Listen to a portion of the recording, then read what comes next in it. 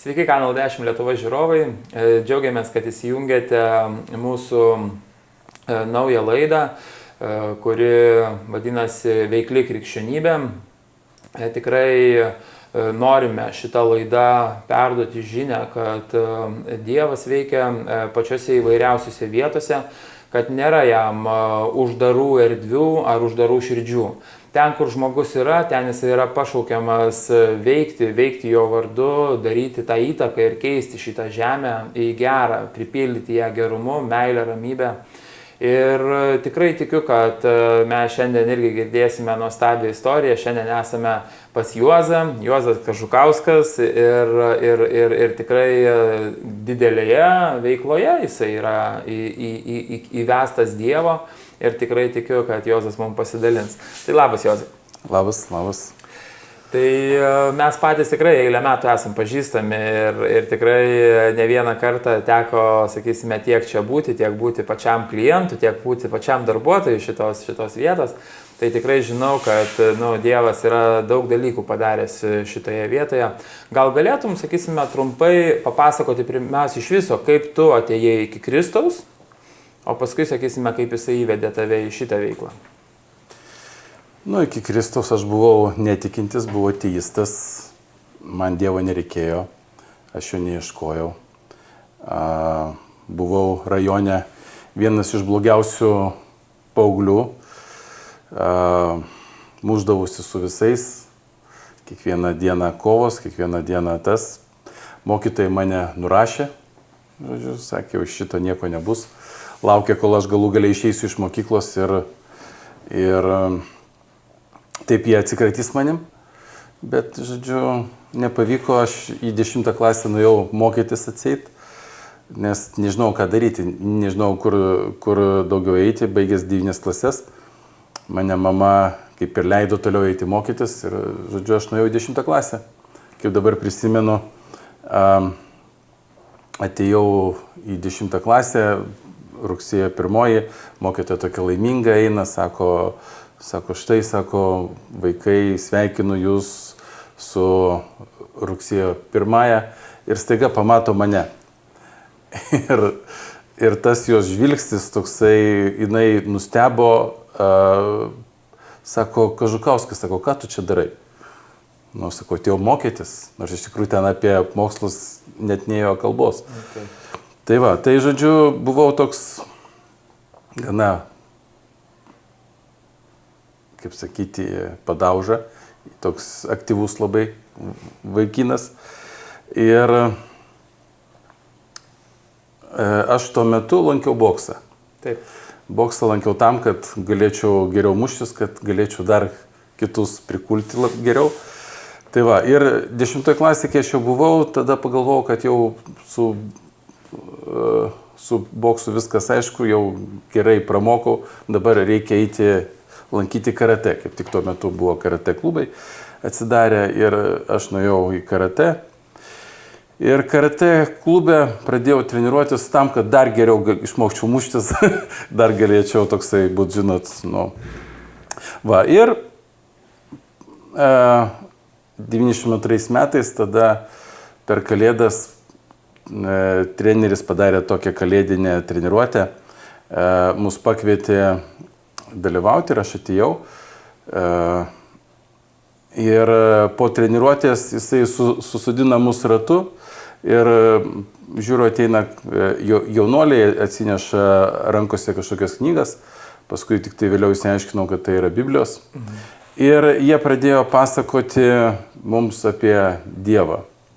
Apie Kristų, kad jisai atėjo iš tą žemę, kad jisai mirė už mūsų nuodėmes. Ir apie Kristų aš buvau girdėjęs iš savo močiutės. Močiutė man pasakodavo, kad Kristus atėjo iš tą žemę, kad jisai mirė ant kryžiaus, kad jis buvo palaidotas, rodė paveiksliukus, kaip angelai ryti nuo akmenį, nuo jo kapo ir jisai kėlėsi iš mirusių.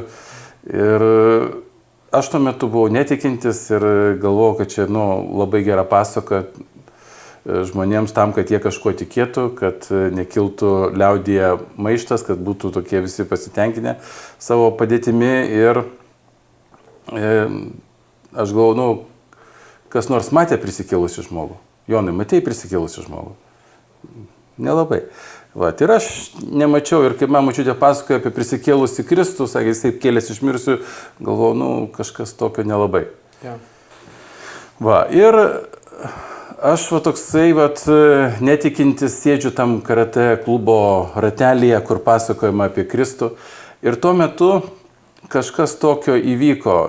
Tuo metu aš suvokiau, kad aš esu nusidėjėlis. Jie pasakojo iš Biblijos, skaitė Bibliją apie tai, kad žmogui užtenka vienos nuodėmės, kad jis eitų į mirtį, kad jisai pražūtų amžinai. Ir aš suvokiau, kad aš esu be galo nuodėmingas. Aš žinojau, kad aš esu blogas žmogus. Ir žinojau, kad viskas, aš esu pražuvęs. Ir jie pasakoja apie Kristų, kad Kristus mirė dėl mūsų nuodėmė ant kryžiaus. Kažkaip tuo metu, kaip skelbė Evangelija, aš suvokiau, kad tikrai Kristus mirė už mano nuodėmės. Tai buvo kažkas tokio neįtikėtino, kaip netikinčiam žmogui šventoji dvasia įtikina jį, kad jisai yra nusidėjėlis, kad Kristus mirė dėl jo nuodėmių. Ir aš tada sėdėjau ir galvojau, ką dabar daryti su tuo. Ir gerai, kad jie pasiūlė kalbėti tokią vadinamąją atgailos maldą. Mes žinom, tokia yra atgailos malda, kai žmogus pripažįsta, kad jis yra nusidėjėlis, kad jis yra kaltas prieš Dievą. Jis tada kreipiasi į Dievą, prašydamas savo nuodėmių atleidimo. Ir tą vakarą aš kalbėjau atgailos maldą. Jie pakvietė kalbėti tą maldą, aš kalbėjau atgailos maldą. Ir aš sakiau, Viešpatie Jėzau, aš esu nusidėjėlis, aš esu pražuvęs, ateik į mano gyvenimą, atleisk mano nuodėmės, dovanok man amžiną gyvenimą. Aišku, aš kalbėjau tos žodžius, kuriuos man sakė, aš juos tik tai atkartoju. Taip. Tai, ką aš pasakiau, iš tikrųjų, tai aš nelabai net suvokiau. Iš tikrųjų, tuo metu aš norėjau tik tai atsiprašyti už savo buvusį gyvenimą. Taip. Ir kas įvyko toks labai įdomus dalykas. Tą akimirką aš suvokiau, kad Dievas man atleido mano nuodėmes. Kažkas įvyko širdyje, ko aš nesuvokiau, tik tai po kažkiek laiko suvokiau, kad aš tapau kitokiu žmogumi.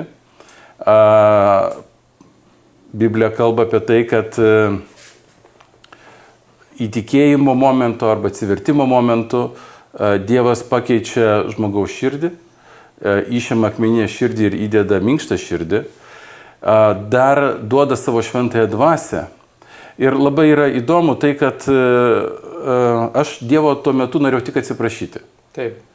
O jisai davė man krūvą dalykų, ko aš neprašiau. Dovanų. Tai davė dovanų jo. Dovanų davė minkštą širdį, šventąją dvasią, davė naują šeimą, tai yra bažnyčia, davė daug dalykų, kurių tiesiog tai gali duoti tik tai Dievas. Ar mes galime duoti blogam žmogui gerų dalykų? Aišku, ne. Aišku, mes jį galim tik pasodinti. Jo, ir šitoje vietoje taip, mūsų, sakysime, iš žmogiškos perspektyvos jokių šansų atleisti. Netgi, kai tau padarė skriaudą, netgi tau, kai atlygino, netgi Jėzus sako, jeigu ko trūksta, kaip sakė, kaip ten teisme, ne, kai trenkia vieną kartą, tai jeigu dar trūksta, sako, atsuk ir antrą žandą. Nes ten ne šiaip sau tas pasakymas, kad čia Jėzus nepasakė, jeigu tave ateina ir muša, stovėk ir nieko nedaryk, jis ne apie tai sakė. Bet ten konkrečiai buvo paprotys, ir tokia, kaip sakyti, tuo metu vyraujanti teisė, kad kai tu sumuši žmogų, teisme pripažįsti kaltu ir žmogus tave irgi teismo metu salėje trenkia tau per vieną žandą, o Jėzus sako, jeigu jam dar trūksta to, kad jis būtų nurimęs, tegu jis tau trenkia ir antrą kartą, žinai. Tai va toks mūsų tasai, žinai, galėjimas atleisti. Reikia pirmą atsilyginti iki galo ir dar uždėti viršaus. Tai faktas, kad blogam žmogui, be šansų atiduoti, ką nors gero. Tai va, ir jis tau davė dovanų. Ir man įdomu, vis dėlto tu užsiminėjai taip apie tą mokytoją. Ir kas buvo, kai tu atėjai į mokyklą jau kitoks, jau su ta minkšta širdim? Nu, sekančią dieną aš nežinau, kas ten įvyko, bet aš prisimenu tik tai po to, kad aš pradėjau atsinešti į mokyklą knygutės apie Dievą ir pradėjau visiems dalinti ir pasakoti, kad Dievas yra geras, kad Dievas yra tikras, kad Dievas yra gyvas ir gali atleisti jų nuodėmes. O pasakojai tai prirėmės ar normaliai? Nu, jo, iš tikrųjų aš manau, kad jiems buvo tikrai šokas. Ja. Šokas dėl to, kad toksai blogas mokinys gali tapti kitokiu staiga, be jokios priežasties. Jisai gali pasikeisti ir tapti tikinčiu. Net po šiai dieną iš kartais sutinku žmonės, kurie lankė su manim mokyklą ir sakė, tu ne tas pats žmogus. Sakau, aš tas pats, Juozas tas pats, kuris jūs mušiau, kuris jūs šventinau. Jo, tai žodžiu, bet aš esu tas pats, bet Dievas yra geras, Dievas yra didelis ir jisai sugebėjo atleisti. Ir va šitoj vietoj, kada tavo vidus transformavosi ir didžiąją dalimi žmonės tokį radikalų pasikeitimą patyrė, labai nori tarnauti Dievui, daryti darbus dėl jo ir kaip reiškėsi tolyn tas visas veiksmas tavo gyvenime? Nu, tolyn aš, kadangi buvau tik tai 16 metis, kai tikėjau, atsiverčiau, aš pradėjau lankyti bažnyčią. Pas mus tuo metu mes lankėme kasdieną, eidavome bažnyčią kasdieną, būdavo įvairūs susirinkimai, ten vyrų susirinkimai, maldos susirinkimai, grupelių susirinkimai, jaunimo susirinkimai. Žodžiu, kiekvieną dieną aš buvau bažnyčioje ir taip aš skaičiavau kažkur apie 5 metai, buvau ištisai bažnyčioje. Yeah. Tai tuo metu mano gyvenimas vyko tik tai apie bažnyčią, apie evangelizaciją, apie skelbimą ir aš nemačiau jokio kito užsiėmimo, kaip tik tai evangelizuoti. Tai savo gyvenimą tuo metu paskyriau tik Kristui ir lankiau tokį Biblijos institutą, Birštone buvo toks atsidaręs, paskui su vienu amerikiečiu pradėjome baptistų bažnyčią Jonavoje, tenai tarnavau 5 metus, tai žodžiu, mano gyvenimas buvo. Aktyvaus, sakysime, tarnavimo praktiškai jis iš karto ir prasidėjo, jeigu taip, paprastai kalbant. Aš neįsivaizduoju, jeigu tu esi krikščionis ir tu sėdi ant suolo ir nieko nedarai, tai klausimas yra, ar Kristus tikrai tave išgelbėjo. Nes aš įsivaizduoju, krikščionis jis yra aktyvus. Taip. Aš nelabai galiu įsivaizduoti dabar Kristaus gulinčio lovoje ir miegančio iki 11 ar 12, žinai. Ir paskui atsikėlęs jisai eitų kokius, šašlykus kepti. Truputį keista būtų. Jisai tai galėtų, aišku, padaryti, bet greičiausiai būtų jisai besimeldęs iki 2 nakties, ir paskui susikvies visus ir tai šašlykais pavaišins. Tai Kristus daug ką galėtų padaryti, bet čia jau apie tą tinginio variantą tu pasakoji, aš suprantu, ką tu turi minty. Tai, kiek, reiškia, 5 metai tokio aktyvaus buvimo bažnyčiai, paskui dar 5 metus, Jonavoj tarnavai. Ar čia jau buvo toksai... Čia persidengime, jo. Aš įtikėjau 92 metais, 90 kokiais 4 metais, man atrodo, pradėjome Jonavoj bažnyčią ir kažkur apie 99 metus baigiau savo misiją tenai. Okay. Ir kaip, sakysime, Dievas, nes vis tiek dabar jau mes sėdėme visiškai, kaip sakyti, nebažnytiniai aplinkoje, arba gal čia ir yra bažnyčia, tik tai nesimato jos, bet esmė, kad tu dabar esi versle. Ir kokios, sakysime, aplinkybės tave pasuko šitą kryptim, nes atrodė, kad aktyviai tarnauji, aktyviai veiki ir netgi, kaip supratau, netgi kai buvo į misiją, pilną laiką tam skyriai. Taip susiklosti gyvenimas, kad aš grįžau iš Jonavos į Kauną ir tada galvojau, ką čia daryti. Taip gyvenimas pasisuko, kad teko eiti ieškoti darbo. Nuėjau į darbo biržą ir sako, ką tu moki daryti. Aš tuo metu buvau baigęs tik tai mokyklą vidurinę ir aš nuėjau, sakau, ką žinau, moku. Aš prisiminiau, ką aš anksčiau dariau, kaip ir apaštalas Paulius prisiminė, kad jisai palapinės darė, Petras, kad jisai žvejojo, buvo žvejys, ėjo žvejoti. Aš prisiminiau, kad aš muždavausi. Tai aš jiems sakau, galėčiau būti kokiu nors ar sargybinių, ar apsaugoje galėčiau dirbti kažką tokio. Nu ir man pasiūlė maketuotojo darbą. Maketuotojo darbas, jo. Aš kažkiek tai dirbdamas tą tokį pastoriaus padėjėją darbą, kažkiek tai buvau gilinęsis į kompiuterius, į tuos į maketavimo darbus, jo, tai kažkiek buvau prisilietęs prie tų dalykų. Tai vat jie man pasiūlė maketuotojo darbą, nu, aš kadangi nieko nemokėjau, sakau, siūlykite beleką, man reikia darbo, man reikia kažkaip tai gyventi. Ja. Tai va, nes tuo metu jau turėjau šeimą, tuo metu turėjau vaiką, reikėjo kažkaip tai gyventi, reikėjo kažką daryti. Tai va, tai taip įsidarbinau į vieną spaustuvę ir pradėjau darbuotojo kelią tokį jo. Ir kiek buvai darbuotojai tenai? Ten padirbau metus laiko, paskui perėjau į kitą kompaniją, tokia Rodiklis. O. Jo, tenai dirbau, ten dirbau dizainerių metus laiko dar. Paskui, kai nemokėjo man atlyginimą, nu, labai geras yra dalykas, kai tu esi priverstas kažką daryti. Taip. Kol tu gauni atlyginimą, kol viskas atrodo yra gerai, tai tu tiesiog sėdi savo vietoje ir kažką darai. Tai aš greičiausiai tai būčiau ir likęs tam darbe, atlyginimas kaip atlyginimas, pasižiūri, kad tau išeitų susimokėti mokesčius, nusipirkti maisto ir, nu, gyveni tokį paprastą gyvenimą. Bet pradirbau metus laiko tenai, jie man buvo skolingi 4 mėnesių atlyginimą. Tai va, ir žiūriu, kad tenai situacija tokia yra, arba tu išeiksi iš tenai į kitą darbą ieškoti, arba liksi tenai ir ta skola vis auks. Tai toks nei gali išeiti, nei gali likti. Tos jau to įdirbio jam. Jo, tai va, tai taip žodžiu, man besvarstant atėjo vienas spaustuvininkas ir sako, Jozai, sako, kurk firmą. Sako, įkurk individualią įmonę, sako, tada aš tau, sako, duosiu maketavimo darbų, sako, o tu galėsi, sako, pas mane spausdintis. Ja. Nu, aš pasižiūrėjau, kad ar taip man čia pinigų niekas nemoka. Galvoju, bala nematė, pradėsim.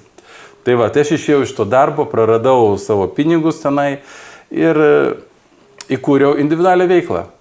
Ir paskui tik tai supratau, ką aš padariau, kokią nesąmonę.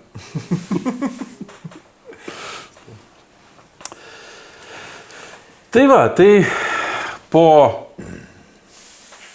kai pradėjau savo veiklą, iš tikrųjų aš nežinau nei kas tas yra PVM-as, nei kas yra mokesčiai, nei kas yra sodra. Kam tau žinot, tu nieko neturi dar. Aš nežinau nieko absoliučiai, įsivaizduoju, aš pakliuvau į tokią sritį, tai yra į verslą, kur tu esi visiškai žalias. Taip. Nei skaitęs kažkokių tai literatūros, kaip ką daryti, nei turi kažkokių draugų, kurie patartų ar kažką padarytų. Tiesiog esi žalias toj srity. Aš atsimenu, kaip dabar, tai buvo 2000 metai, kaip įkūriau savo firmą. Tais laikais dar buvo faksai, prisimeni faksus? Taip. Buvo faksai. Tai faksus siūsdavai tokius, kaip dabar mes elektroninius laiškus, siūsdavom, tais laikais mes siūsdavom faksus. Tai aš per vieną naktį išsiunčiau 400 faksų, 400 pasiūlymų, ateikit pas mes spausdintis. Taip. Ant rytojaus atsiliepė 2, vienas užsakė 100 vizitinių kortelių. O. Ir aš supratau, kad aš papuoliau, kad reikia kažką tai jau rišti, Nes kiek faksas kainuodavo išsiųsti vienas? Nu, kainuodavo kažkiek tai... Apie kokį 23 centus, man atrodo, jeigu nedaugiau. Na, aš nepamenu kiek, bet faktas tame, kad aš gavau užsakymą 100 vizitinių kortelių, kur tai yra nieko, plus man reikia susimokėti mokesčius, man reikia kažką tai duoti vaikui, pavalgyti, žodžiu, nu, viskas. Po mėnesio laiko aš jau supratau, kad aš pakliuvau. Taip. Tada bažnyčioje pradėjau klausinėti, kaip man čia dabar uždaryti šitą veiklą. Taip. Ir nueiti dirbti kažkur kitur. Ir tada aš išsiaiškinau, kad taip paprastai neuždarysi tos veiklos. Viskas, Jozai, pakliuvai. Nu ir mane vienas ten prigazino, sakė, gali užtrukti iki 2 metų uždaryti. Nu ir galvoju viskas, Jozai. Tai va, mano tokia didelio verslininko pradžia. Supratau, nu tai, kaip sakoma, pradėjot nuo mažo ir iškart į balą. Gerai, bet tai aš kaip suprantu, šitom ta istorija tikrai neužsibaigia. Kaip prasitėse, nu ta plėtra, vadinkim taip, kas davė impulsą, nes tu kaip ir jau bėgai iš tenai ir jau nebeturėjai noro grįžti. Aš niekuomet savęs neskaičiau verslininku, kaip ir dabar dar neskaitau savęs verslininku. Ta prasme, nežinau, gal verslininkui turi būti kažkoks pašaukimas, gal turi būti kažkokie tai dalykai, nežinau, gal tave turi mokinti nuo mažens, ar kažkokius mokslus turi baigti, ar kažkaip tai, kad tu galėtum, nežinau, kažkaip tai, kad galėtum suktis, kažką daryti. Ir aš tuo metu vaikščiau be vilties, be supratimo, ką man veikti. Ir bažnyčioje vienam amerikiečių misionieriui, kuris tuo metu buvo Jonavoje bažnyčioje, papasakojau savo situaciją. Tiesiog mes pasidalinome po pamaldų prie kavos puoduko apie tą savo situaciją, kad sakau, nu viskas, situacija tokia, aš neturiu pinigų, man reikia kažkaip tai gyventi, man reikia dabar uždaryti firmą, man reikia kažkaip tai gyventi, nu kažką reikia daryti. Ir jisai sako, tas dalykas, kai jisai pasiūlė, pakeitė visą mano tolesnį gyvenimą. Ir aš iš tokio, sakykime, žmogaus be vilties tapau žmogumi su viltimi. Ir manau, kad iš tikrųjų tuo metu įsikišo Dievas. Taip. Dievas davė jam tokią mintį ir jisai sako, Jozai, sako, neuždaryk firmos. Sakau, ta prasme, kaip čia neuždaryti firmos, sakau, tai, nu, ašgi neturiu užsakymų, neturiu nieko, sakau, man reikia gyventi iš kažko. Jisai sako, Jozai, sako, žiūrėk, sako, aš tau, sako, galiu, sako, kas mėnesį mokėti algą tau, taip, kad tu galėtum pragyventi, sako, ir tu, sako, toliau tęsk savo veiklą. Sakau, ta prasme, kam tu man duosi? Nu, sako, aš tau, sako, kaip ir paskolinu tos pinigus ir sako, kad tu galėtum tęsti, kad tu galėtum vystyti savo veiklą, sako, ir, nu, pamatysi, sako, turėtų būti viskas gerai. Ir aš sakau, o jeigu, sakau, nepasiseks, sakau, čia, nu, vis tiek didelė pinigų suma, sakau, vis tiek yra investuojama į tave ir, sakau, nu, sako, darom taip, sako, jeigu, sako, pasiseks, tai tu man grąžinsi tą pinigų sumą, o jeigu nepasiseks, nurašysim. Kaip nepasisekusi. Tai toks pasiūlymas buvo, kurio negalėjau praleisti. Nu taip, čia jau. Čia iš tikrųjų buvo toksai, nu, ir aš stebiuosi, dabar jeigu grįžčiau atgal, kažin ar aš pasirašyčiau taip. Tu juokauji, po viso to, ką tu turėjai ir kaip tau viskas einasi. Jo, bet tuo metu kažkaip tai tas pasiūlymas atrodė žiauriai neįtikėtinas ir toksai su didelė rizika pinigų ir visa kita. Žodžiu, aš pasakiau gerai, sakau darom. Ir žmonai perpasakojau šitą mūsų verslo variantą, sakau, gausiu pinigų, bandysim tęsti veiklą. Jinai buvo nustebus, o kaip, sako, čia su tais pinigais, nu, sakau, sakau, jeigu nepasiseks, galėsim negrąžinti. Žodžiu, ir pradėjom. Kiekvieno mėnesio 1 dieną aš ateidavau pas tą žmogų, pas tą misionierių, darydavau taip, ištiesdavau leteną ir, žodžiu, jis man duodavo pinigų. Kaip dabar atsimenu, praėjo 1,5 metų, kai jau mes tą veiklą tęsim, kiekvieną mėnesį aš ateinu ir duoda pinigų. Ir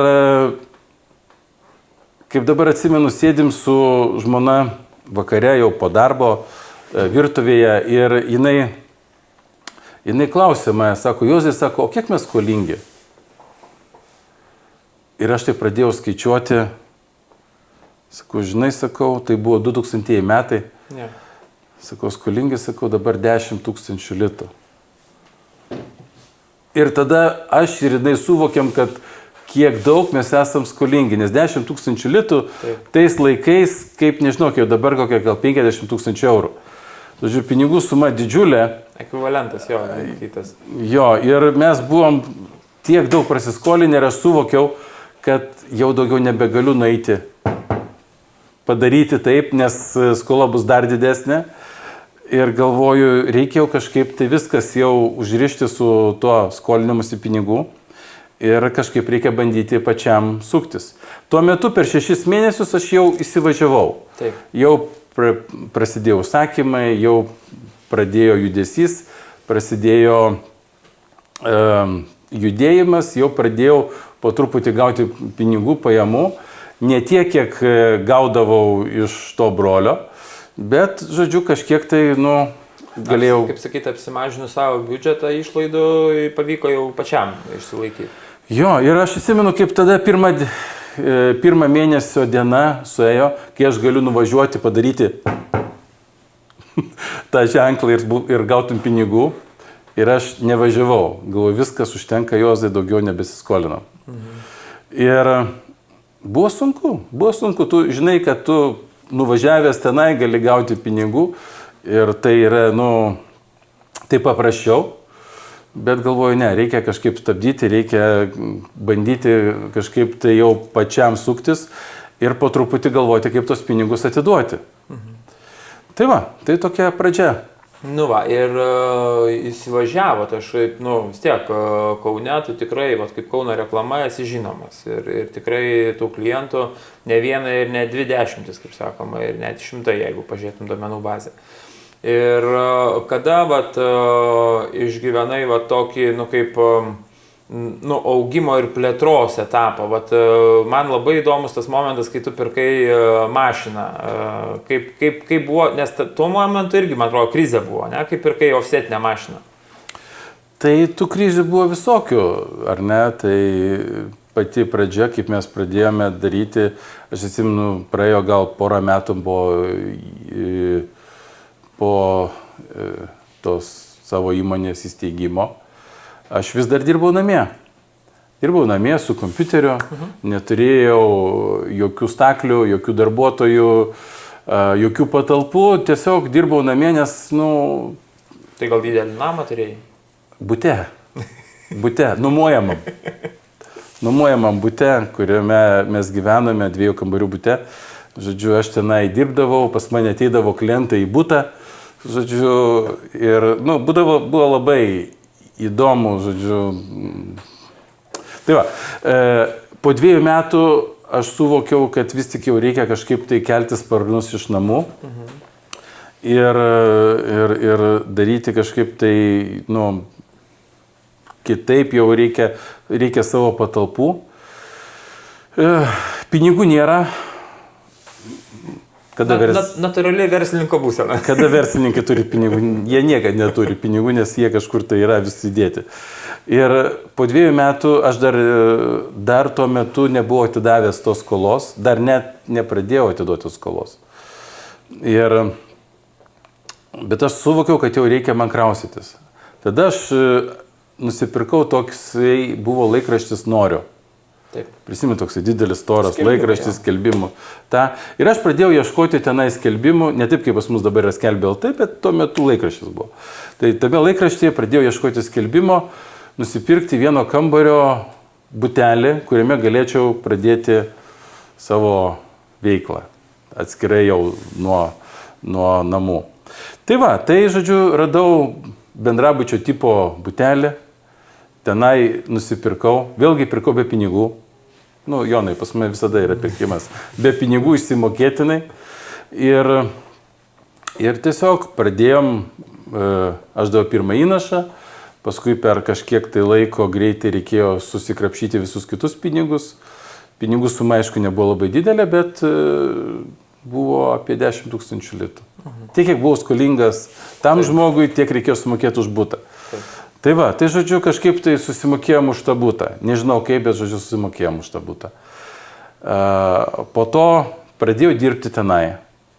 Buvo irgi pakankamai sudėtinga. Paskui žiūriu, darbo jau yra daug. tada pradėjau galvoti apie darbuotojo paiešką. Taigi, pradėjau galvoju, jeigu dabar pasamdysiu darbuotoją, tam darbuotojui reikia atlyginimą mokėti. Aš pažiūrėjau, kiek aš dabar uždirbu per mėnesį, tai tiek, kiek uždirbu per mėnesį, aš turėčiau atiduoti jam. Tada jeigu aš jam atiduodu, tada aš lieku be algos. Ir kokius 3 mėnesius buvo tokie svarstymai, ką daryti. Kaip ir reikia darbuotojų, nes aš nebespėju, Taip. bet kaip ir neturiu pinigų. Ką daryti? Jonai, ką darytum? Imčiau Juozą ir jis man padėtų. Tai va, tai žodžiu, po 3 mėnesių aš nutariau, kas bus, tas bus. Imu darbuotoją. Pasamdžiau pirmą savo samdomą darbuotoją, dizainerį, kad jisai dirbtų mano darbą. Ir aš galėčiau pradėti klientų paiešką. Taip. Tai va. Ir kas įvyko? Įvyko persilaužimas. Tuo metu įvyko persilaužimas. Tada padidėjo kiekis, padidėjo užsakymų, padidėjo klientų kiekis ir, žodžiu, persilaužiam su tuo. O savo verslą aš daugiau gal sakyčiau taip, kad buvo tokios pastoviai, toks mąstymas yra, kad tai, kad tu gauni kažkokias pajamas, tu negali jas išleisti. Nes didžiausia verslininkų problema būna ta, kad kai jie gauna pajamas, jie galvoja, va, aš dabar tenai kažkokį sandorį padariau, ar kažką pardaviau, gavau ten X pinigų sumą, tai dabar ji yra mano, dabar aš galiu ją išleisti, ten duoti savo šeimai, kažkaip aprūpinti, viskas kaip ir atrodo logiškai. Bet tuo metu aš priėmiau tokį sprendimą, kad visas savo pajamas, kurias aš gaunu, aš investuoju atgal į verslą. Taip. Tai kiekvieną mėnesį aš nusipirkdavau kažką tai. Tai stalą, tai kėdę, tai kompiuterį, tai spausdintuvą. Tai kiekvieną mėnesį vis kažką pirkdavau. Ir taip, žodžiu, įmonė pradėjo judėti. Ir vat, kada, sakysime, jau aš tave pirmą kartą pamačiau, jūs buvote Aleksote. Tai ten jau buvo tikrai ne vienas ir ne 2 darbuotojai netgi. Nu, buvo tuo metu, jo, prieš tai aš dar turėjau darbuotojų, man atrodo, didžiausias darbuotojų skaičius gal buvo apie kokie 25 ar 28. Tai jau čia buvo su visų parinkimu, su visa gamyba, ne? Jo, tai buvo tikrai nemažai, tikrai daug žmonių buvo, čia prieš krizę buvo 2008, mes tada tikrai nemažai daug žmonių turėjome. Ir kiekvieną kartą būdavo tas toksai pasirinkimas, ką daryti. Ir visą laiką aš eidavau va-bank. Dabar viską pastatai ir žiūri, kas gausis. Ir tu matai, kaip iš tikrųjų Dievas yra už tavęs. Taip. Ir jisai tave laimina. Jeigu tu eini kartu su juo, tu prašai jo pagalbos, tu prašai jo vedimo. Ir kažkaip visą laiką tas mano, sakykime, statymas va-bank visą laiką išeidavo į kerą. Nes buvo labai toks įdomus momentas, mes su Valentinu irgi dirbom čionai ir abu išnekamės apie tave ir eina kalba. Nu, bračiu, sakom, kam Juozas kankinasi su ta savo reklama, žinai, kurių galų, atrodo, taip, žinai, nes vis tiek supranti tą srautų buvimą, nebuvimą, visus kitus dalykus, bet tau labai, kaip sakyti, bent jau iš šalies mums atrodė, kad tau duota su nekilnojamu turtu. Visą, ką tu darydavai sandoriuose nekilnojamam turte, išeidavo į konkretų pliusą. Visą, ką tu darydavai veikloje, atrodydavo kaip į bačką arba, vos, žinai, į pliusą. Bet taip nebūdavo, kad matytum pliusą, vadinkim, kaip veikloje, nes dabar aš pradedu suprasti, nes tu realiai viską reinvestuodavai į šito verslo didinimą, vadinkim taip. Tai taip, visada būdavo, arba tu gali pinigus pravalgyti, ne? Tai čia visada gali. Jo. Ir tada tu nieko nepastatysi arba nieko nepadarysi. Taip. Bet jeigu tu tos pinigus gali investuoti, nuo tų pinigų tu gauni dar didesnę grąžą. Kuo daugiau turi, tuo didesnė grąža tau yra. Bet jeigu tu tos pinigus pravalgysi, išleisi, tau reikia truputį geresnės mašinos, truputį geresnio spausdintuvo, truputį geresnio baldo. Ir viskas, tu pinigų neturi. Taip. Ir tada tu nieko negali padaryti ir tu negali judėti į priekį. Jo, ir dabar jau, sakysime, šiuo momentu, kelintos jau tavo patalpos, per kiek tu persikėlėjai, kai pradėjai nuo butelio, Pirmas tavo būtos. Aleksote mes tada pirkom patalpas ir kadangi neturėjom pinigų pirkti jas, aš paėmiau savo įmonės duomenis ir nusinčiau į banką tam, kad gauti paskolą. Taip. Nes tuo metu mes buvome tik tai tam butelėje, tam bendrabučio tipo kambarėlė 18 kvadratų. Ir tuo metu aš nusprendžiau, kad reikia įkurti spaustuvę. Nusipirkti spaudos mašiną, kuri kainavo ten apie 60 000 ir patalpos apie 60 000. Žodžiu, 120 000. Reikia tiek pinigų. Ir, žodžiu, pinigų tai aš neturiu. Tiek pinigų. tai, žodžiu, mes bandėme gauti paskolą iš bankų ir nusintėm į visus bankus. Iš visų bankų atėjo atsakymai ne. Tik vienas bankas ten pasakė, galbūt duosime patalpom, o kitas leasingas sakė, galbūt duosime spaudos mašinai. Ir aš paskui nuėjau į tą leasingą, sakau, klausykit, sakau, jeigu duosite spaudos mašinai pinigų, gal, sakau, tada galite duoti ir patalpoms, kam to mašina be patalpų. Taip. Tai jie sako, ne. Sakau, gerai, sakau, tai gal galim padaryti, sakau, tada taip, sakau, aš, sakau, imu pas jūs mašiną spaudos, o tenai paimsiu paskolą patalpoms. Jie sako, tai tada, sako, iš viso, sako, neduosime. Uždėjo kryžiuką mes ir išvarė pro duris. Tai toks vat verslininko, žodžiu, kelias, jo. Bet tu ten turi tas patalpas, tai pasakok. Jo, tai, žodžiu, gavosi taip, kad aš nuėjau į tą banką. Taip. Sakau, aišku, kaip krikščionis visada meldiesi, visada prašai Dievo pagalbos, visada eini su Dievo, sakykime, pagalba į tuos visus pokalbius. Eini ir aš, kaip dabar atsimenu Laisvės alėją, aš einu iki to banko, nuo vieno poskyrio iki kito poskyrio ir galvoju, ką dabar man reikia pasakyti. Jie duoda man pinigų patalpoms, o mašinai jie neduoda, nes jie tiesiog neužsiema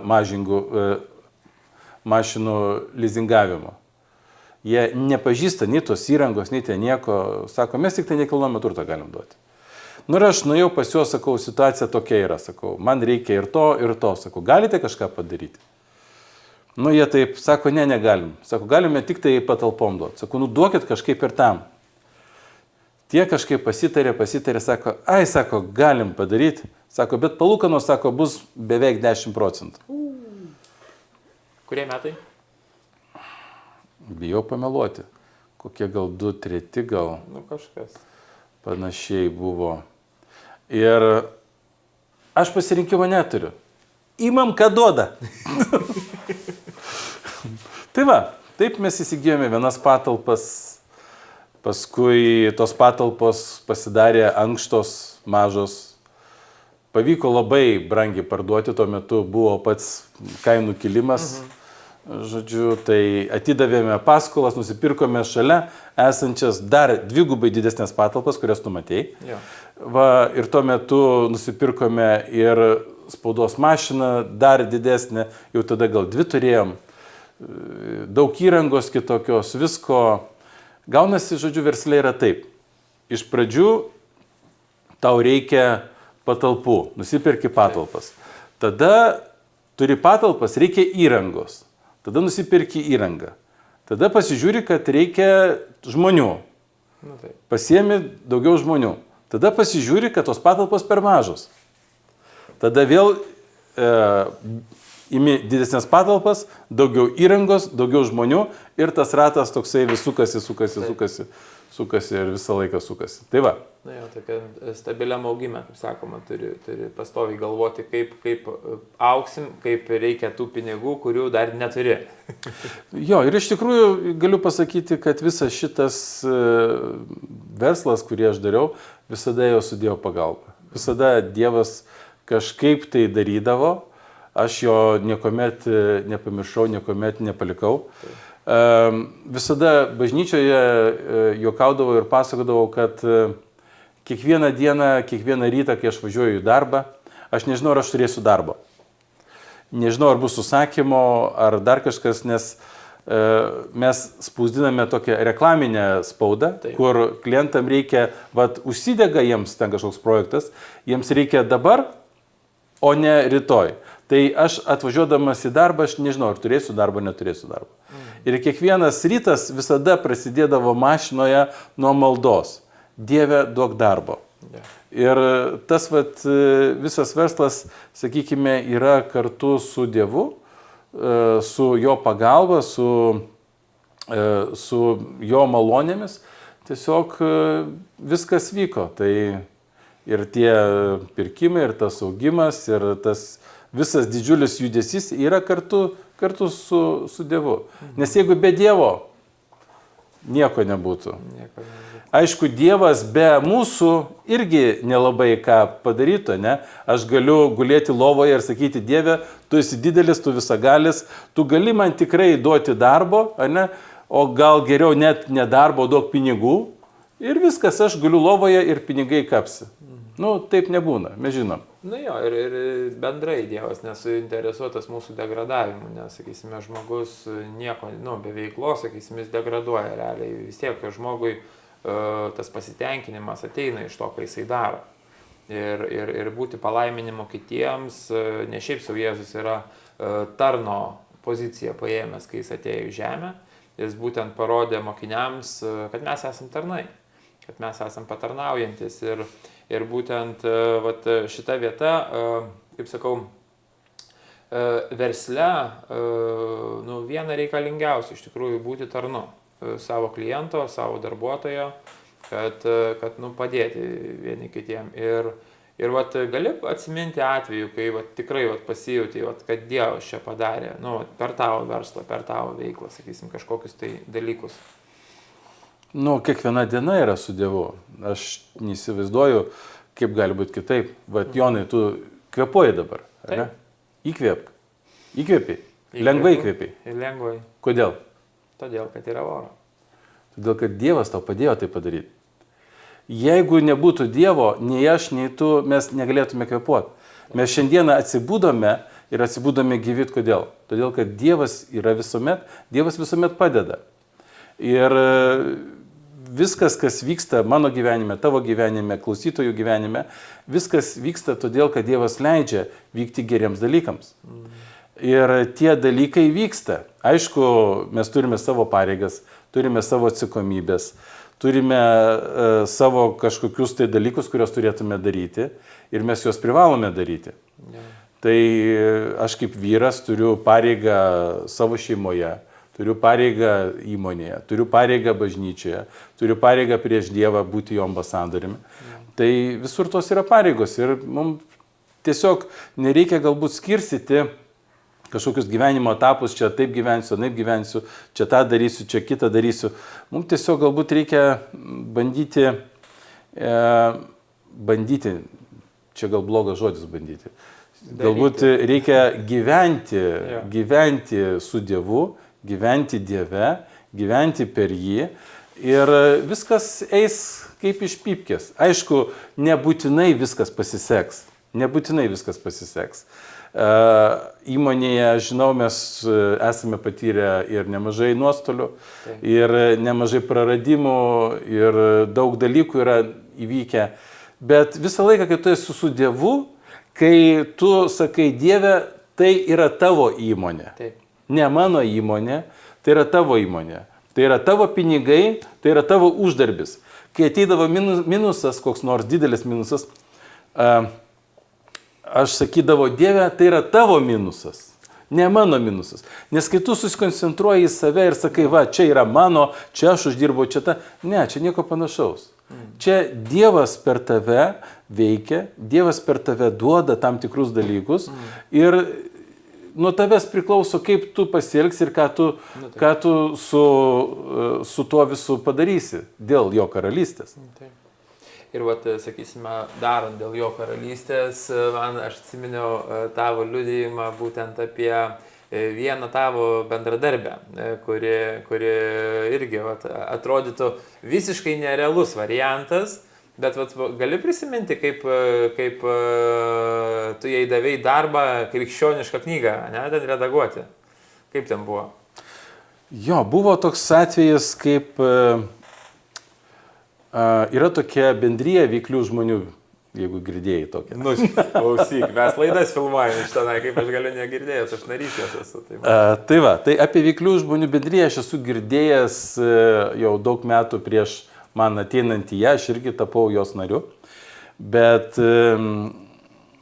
aš žinojau giesmes jų, klausydavausi internetu ir man jos labai patiko ir teko susipažinti su keletą brolių iš veikliųjų, aš tada dar jų nepažinojau. Ir vieną kartą atsimenu dar Aleksotę, ten, kur buvom, įeina per duris vos telpa Romas. Romukas, jo. Romas ateina atvažiavo iš Ignalinos, atsineša knygutę veiklių žmonių, tą knygutę jų ir sako, Jozai, sako, yra tokia knygutė, sako, ar tu galės spausdinti? Nu, mes tuo metu knygų nelabai spausdindavom. Taip. Mes daugiau tokias reklamas spausdindavom, o jis atneša knygą ir sako, galės spausdinti?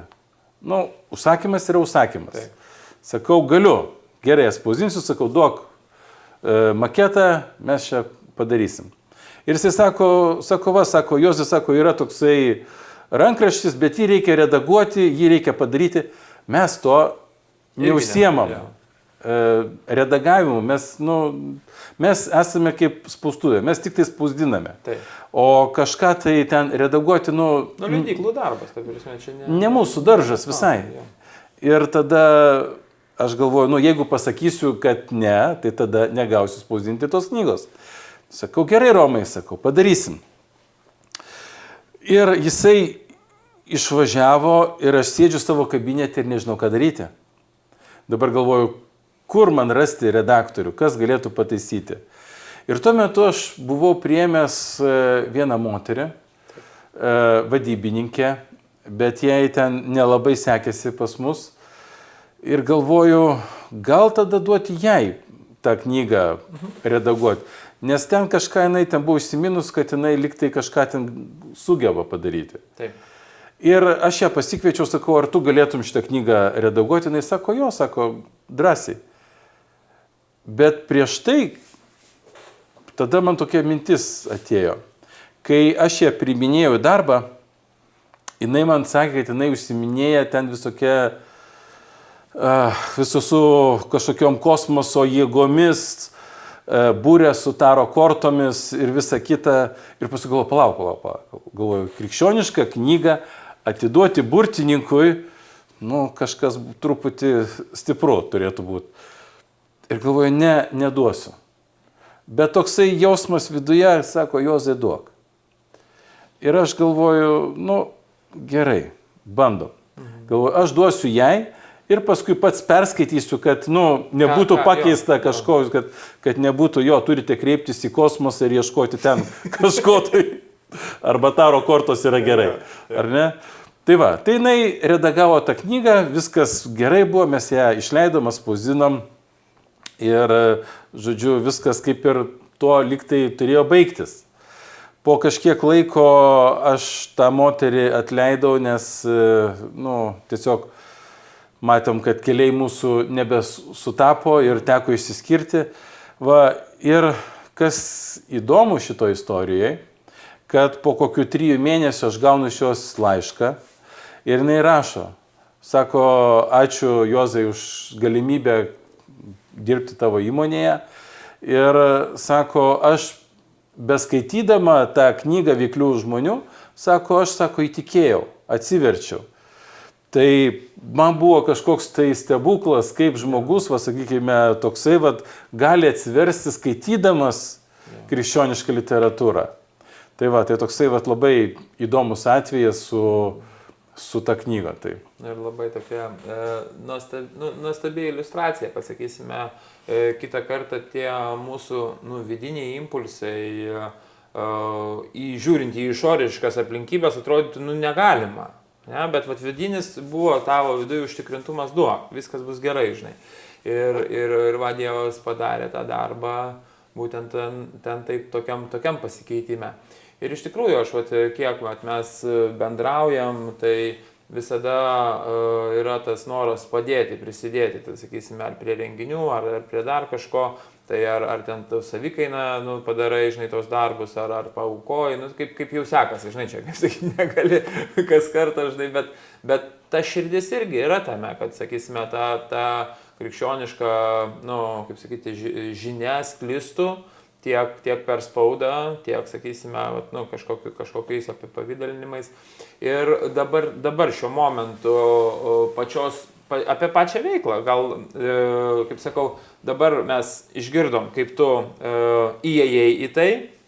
Tai ačiū, brangūs žiūrovai, kad žiūrėjote šitą pirmą laidą ir tikrai džiaugiamės, kad galime apie tai rodyti, transliuoti ir taip pat kviečiame įsijungti ir antrą laidą, kur mes kalbėsime jau apie pačią veiklą ir Juozas gal supažindins daugiau su savo, sakysime, galimybėmis, ką jisai daro, kaip jisai daro ir dar gal ne vieną liudijimą išgirsim, kaip tos mašinos tiek atsiranda ir iškeliauja. Taip kad tikrai dėkojame, kad žiūrite Kanal 10 Lietuva ir prenumeruokite YouTube kanalą, taip pat kviečiame remti mus, nes kiekvienam darbui reikalingi tiek darbininkai, tiek resursai.